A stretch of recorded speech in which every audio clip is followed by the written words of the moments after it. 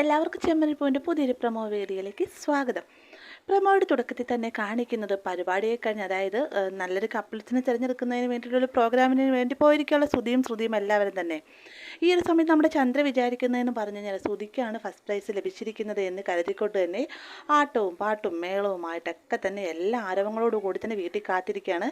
എന്നാൽ ഈ ഒരു ഇവർ അറിഞ്ഞുകൊണ്ട് തന്നെ സച്ചി രേവതിയും മത്സരത്തിൽ ജയിച്ചു എന്ന് അറിഞ്ഞുകൊണ്ട് തന്നെ രവി ചന്ദ്രയുടെ അടുത്തേക്ക് ചെല്ലുന്ന സമയത്ത്, നീ നിൻ്റെ മകനും മരുമകളും ജയിച്ചു എന്ന് വിചാരിച്ചാണ് ഈ ഒരു ആരവങ്ങളെല്ലാം തന്നെ കാട്ടിക്കൂട്ടിയതെന്ന് ചന്ദ്രയോട് ചോദിക്കുന്നുണ്ട്. ചന്ദ്രയാണെങ്കിൽ തൻ്റെ മകനാണ് ജയിച്ചിരിക്കുന്നത് എന്നുള്ളൊരു ആത്മവിശ്വാസത്തോട് കൂടി തന്നെയാണ് നിൽക്കുന്നത്.